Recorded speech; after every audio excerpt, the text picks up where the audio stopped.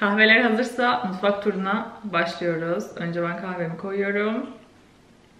Tam burada durdurup siz de kahvenizi koyun. Hadi bekliyorum. 17 günlük video serimizin son videosuna geldik. Bugün mutfak turunu çekiyorum. Ev turu videosunda en çok istek alan şey mutfak turuydu. Aynı şekilde yine biz eve taşındığımızda da lütfen mutfak turunu çeker misin diye çok fazla mesaj almıştım.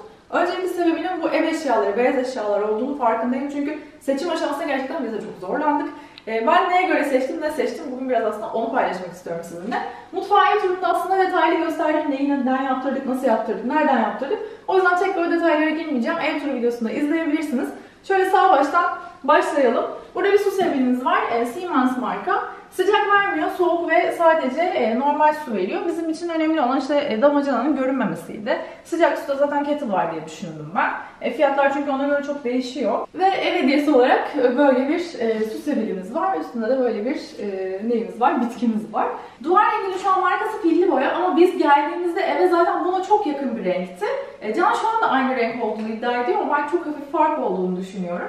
Badana yapılırken çok böyle minik hatalar olunca tavan kısmında tekrar boyanması gerekti ve aynı boyanın kodunu bilmediğimiz için işte gittik en yakın boyacıdan Can böyle bir parçasını götürüp aynısını hazırlattı ve tekrar boyandı. Yani filli boyadan muhtemelen gösterirseniz yakın bir şey yaparlar, tam kodunu bilemiyoruz. Hazırlandı diye hatırlıyorum. Doğru hatırlıyorum değil mi? Doğrudur, hazırlandı. Direkt davlumbaz ocak kısmına geçeceğim. Davlumbazı seçerken benim için tek önemli şey, bu arada evde hiçbir şey yoktu hepsinde. Hani buralar boşluktu, o yüzden almamız gerekti.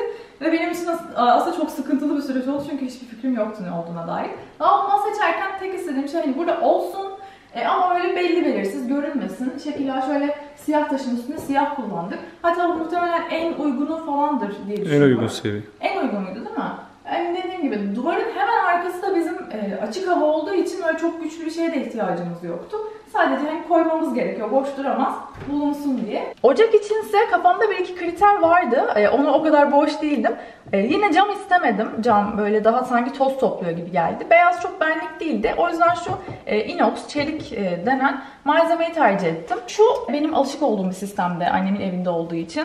Böyle tek tek numaraları var. Bu şekilde işte daha kolay ayarlanabiliyor ısı numaraları olduğu için. Bir de şunu ben özellikle böyle döküm istedim. Döküm istememin sebebi şöyle bir tencere koyduğumda tencerenin asla oynamaması. Bunlar ithal diye geçiyor ayrıca. Bunlarda o yüzden fiyat bir tık daha fark ediyor. Ama bana kalırsa değiyor. Çünkü asla tencereye koyduğumda kıpırdamıyor. Bu dolapta, dolabın içine bir bakacağım. Biraz karışıkmış. Yağ, tuz gibi böyle ana malzemelerim duruyor. Çok dolap içini göstermemeye çalışacağım çünkü dolap işlerim her insanın olduğu gibi benim de karışık. Bu aşağıdaki dolaplarda yine ocağa yakın olduğu için tencere, tava gibi malzemelerim duruyor. Burada su ısıtıcısı, çaylar, yine aynı şekilde bardaklar ve çay poşetlerim, poşet çaylarım böyle bir şey gibi burası. Çay köşesi gibi aslında. Şurada rendemiz var. Tefal rendesini yeni aldık. Memnunuz ama çok araştırmadım açıkçası. Rende görevi gören robotlar da varmış. Yine siz ikisini de araştırın, değerlendirin kullananlarda. Bu sadece rendeliyor çünkü rende başlıkları var. Ama güzel bir alet. Yani elde rendelemekten hepsi daha güzel. Bulaşık makinesinde de benim karar verirken tek istediğim şey, bu arada her şey Siemens. Bunu en başında söylemem gerekiyordu ama şunu söyledim. Bulaşık makinesinde 3. katı istedim ben. 3. rafı, çatal bıçaklık rafı diye geçiyor bu. Normalde hani içinde olur sepet halinde ama yine ben annemden alışık olduğum için ve daha kolayıma geldiği için aşağıdaki kalabalığı azalttığını düşünüyorum. Buraya böyle tek tek yerleştiriyorsunuz. Toparlarken de güzel oluyor. Böyle 3. sepetliğim benim için önemliydi. Bu tek kriterdi aslında. IQ 300 diye geçiyor. Tam olarak hangi seri bilmiyorum ama sepetine göre de değişiyor olması lazım. 100'ü vardı, 500'ü vardı, değişiyordu. Biz biraz da şey dedik alırken hani en çok hangisini satıyorsunuz? İşte biz bu özellikleri istiyoruz, neler var gibi. Bir de şey olarak böyle çok hani en iyisini alacağım, her şeyi alacağım gibi ilerlememek lazım bu süreçte. Biz böyle evin içinde artık 5-6 aydır yaşıyoruz. Hala işte şu eksikmiş, bunu alalım gibi. Çok mükemmeliyetçi gitmeyin, size tavsiyem. Böyle keyifle halledin yavaş yavaş. Kettle olarak simek aldım. Yani sürekli gözümün önünde olacağı için benim için açıkçası estetik olması çok önemliydi. Zaten kargo geldiğinde doğru karar verdiğimi anladım. Çok özenliydi her şeyi. Yine gördüğümde de hani her seferinde kendime çay kahve yaparken böyle bir bakıp mutlu oluyorum. Tamamen görsel tercihler. Zaten belli bir fiyatın üstüne çıktığımızda hepsinin ısıtma süresi de aynı şekilde Hani yaptığı işlem çok farklı olmuyor birbirinden. Sadece su ayarlı olanları var. Ben gerek duymadım çünkü her seferinde onu ayarlayıp işte 80 derece, o derece, bu derece. Kendimi biliyorum, yapmam. Ama siz çok takıntılıysanız mesela beyaz çay işte şu derecede sadece demleniyor, siyah çay böyle diye. O tip bir tercih yapabilirsiniz. Ben de o fiyat farkına değmeyeceğini düşündüğüm için yapmadım. Bu köşeye tabakları yerleştirdim. Benim için çünkü kullanımı daha kolay olacaktı. Burada yine aynı şekilde burada böyle hem yukarıda sütler falan duruyor. Bu niye burada bilmiyorum. Bunu buraya cam koymuş herhalde. Şuraya koyuyor. Tabak setleri olsun. Tabaklar bu arada Madame Coco'dan alındı ama birçok marka da var. Böyle renk olarak, model olarak. Ben çok süslü şeyleri sevmediğim için altın yaldızlar falan. Bunlar daha benlikti. Annem şansa bulmuştu. Hatta bunları ne zaman aldık biz? Bir ay önce falan aldık değil mi? Öyle bir şey. Yani telaşa gerek yok. Burası benim bardak köşem. Tozlarım, kolajenim. Bardaklar şu an azalmış. Normalde burada çok daha renkli bir görüntü karşılıyor bizi. Ama herhalde bulaşıktalar. Kahve köşem yine kahve bardaklarımın hemen altında. Nespresso'nun U modeli. Ben bunu 3-4 sene önce falan almıştım. Şu an U modeli olarak satışta var mı bilmiyorum ama böyle 3 aşamalı. Ristretto yapıyor, espresso yapıyor, lungo yapıyor. Burada yine aynı şekilde şöyle bir kapsüllüğüm var. Bu bana hediye gelmişti yurt dışından. Bunu tutuyorum, o yüzden hoşuma gidiyor gördükçe. Tost makinesi olarak Tefal'in böyle bir modeli alındı. Bu da aynı şekilde hediye geldi.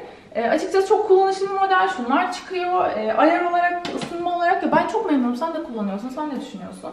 Memnunum. Ben de sadece dakikasının timer'ını açmadan çalışmıyor. Onu sevmiyorum. Ya da çalışıyorsa da ben bilmiyorum. Evet. Şuradan açıp böyle şöyle göstereyim. Çık çık çık çık çık çık diye. Aslında güzel dakikayı ayarlıyorsun hani. Mesela kaç dakikada olduğunu iyi hesaplasan atıyorum tost 5 dakikada olur. 5'i ayarlıyorsun. Bir daha hani arayıp bakmak. Ya ısınma süresi var ya, ona kızıyorum. Evet. Ama bence makine olarak hani fiyatını şu an bilmiyorum ama güzel yani güzel. Evet, iyi. Çünkü çok uçuk fiyatlar görmüştük tost makinesi bakarken. O yüzden hatta başta hani ne alacağız biz, ne yapacağız falan. Ben bu tostçu görünümlü tost makinesini seviyorum. Hani şöyle şu kol hoşuma gidiyor. Burası belki daha farklı bir renk olabilirdi ama dediğim gibi aralarında mantıklı bir seçimdi. Burada blenderım duruyor ama bu arada kullanmıyorum. Şu kavanozları çok estetik göründüğü için bunları Instagram'da beni bulup öne çıkarılanlardaki eve dair linkini bulabilirsiniz. Böyle kalpli, yine mantar kapaklı 2 tane kavanozumu şöyle gözümün önünde tutuyorum. Burada bir bıçak seti var ya, bıçak setinde mutlaka makas olsun. Bunu önerebilirim size. Hani hangi markadan alırsanız alın çünkü çok işe yarıyor. Ama bu bıçakları elde yıkamaya çalışıyorum. Hatta bıçakların galiba hepsini elde yıkamak lazım. Daha uzun ömürlü olsunlar ve keskinlikleri kolay kolay yitirilmesin. Ben makineye atıyorum onları. Makineye atıyor musun? Atıyorum. Makineye atmıyoruz biz bunu. Bu video bir vesile olsun. Tamam. Burada kedilerimizin şöyle mamaları falan seti var. Onu da tezgah üstünde tutuyorum. Yine Ay kasanın kasaları bence çok güzel duruyorlar tezgahın üzerinde. Çok farklı renkleri var, çok güzel. Yani dünyada şu an nerede görüyorsanız Çin'de, Japonya'da falan hepsi Ay kasanın kasaları. Renkli kasalar Türkiye'den gidiyor yani. Tezgah üstünde çok estetik duruyor. O yüzden alternatif olarak düşünebilir depolama olarak. Çatal kaşıklık şöyle, bizim çekmece açıkçası şu an biraz karışık. Ama göstermekten tabii ki çekinmiyorum. Şunu almıştım ben bu. Birçok markada zaten varmış. O yüzden marka verme, hatta Ikea'da bile var bildiğim kadarıyla. Çatal, bıçaklarımız, kaşıklarımız WMF ama yani çok memnun musun derseniz açıkçası ben hani beklediğim performansı çok alabildiğimi düşünmüyorum. Çünkü mükemmellik bekliyorum. Hani hiç çizilmemesini beklerdim ki bunların çizilmeme kaplaması vardı. Mesela böyle izler var üzerinde. Mat bu arada. Ikea mı deniyor? Ikea'da da herhalde böyle bir model var ama bizimkiler WMF.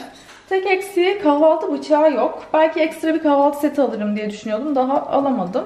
Yine böyle burası bir karışık. Buraya nasıl bir düzen uygulayacağım açıkçası bilmiyorum. Çünkü hep büyük şöyle ve hani neyin içine dizerim ona çok karar veremedim. En alt çekmecede çöplerimiz falan duruyor. Yani çöp poşetlerimiz olsun. Yine açılmamış bezler olsun. Buraya normalde tost makinesi tezgahında durmuyor. Çekmecede duruyor. Şimdi göstermek için çıkarıp sokmak olmasın diye koydum. Ben o görüntüyü sevmiyorum çünkü hani tezgahı boş bırakmaya çalışıyorum diyeceğim ama şu an bayağı tezgah oldu. Neyse. Normalde bu çekmecede duruyor dediğim gibi. Yine artık tartı falan gibi şeyler burada duruyor.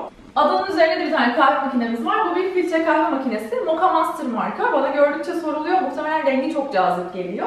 Hollanda'da el yapımı olarak üretiliyor. İlk 1968'de yapıldı diye biliyorum. Elde demlemeye en yakın kahve yapan makine diye geçiyor. Hani ben böyle elde demleme seviyorum. Özellikle damak tadı çok keskindir derseniz ve hani daha fazla insana kahve yapabilmek için özellikle tercih edebilirsiniz. Renkleri gerçekten çok güzel. Hani ben bu rengi seçtim. Toz pembesinden mint yeşiline aklınız hayaliniz durur yani inanılmaz keyifli. Mutfağınıza renk getirmek istiyorsanız özellikle bence bir Mocha Master alın. Reklam gibi oldu ama değil, hakikaten çok seviyorum. Yani şunun önüne kahve yapmaya geldiğimde böyle bütün derdim tasam gidiyor. Abartıyım. Şimdi adanın diğer köşesine geçtim. Burada mikrodalga, fırın ve buzdolabı var. Mikrodalga ve fırında şu ikisini takım yaptık şu şeritlerinden dolayı. Fiyatları o gün öğrendiğimiz kadarıyla büyüklüğüne göre değişiyor değil mi? Mikrodalganın iç hacmi ne kadar büyükse. Bir yandan da camdan onay alıyorum çünkü beraber gezmiştik hepsini. Kullanması kolay bir mikrodalga. İşte şuradan dokunmatik basıyorsunuz. Yine aynı şekilde buradan süreyi ayarlıyorsunuz falan. Böyle biraz sadece şuralarda iz yapıyor. Hani ocakta ne kadar kaçsam da o ayna olayından toz iz, bunlarda kaçamadım çünkü çok fazla seçenek yoktu diye hatırlıyorum. Fırında yine öyle çok üst seviye bir fırın değil dediler o gün. Çünkü daha farklı pişirme yöntemleri olan fırınlar varmış. Ben öyle bir özellik istemiyorum. Zaten hakkını da veremem, kullanamam diye.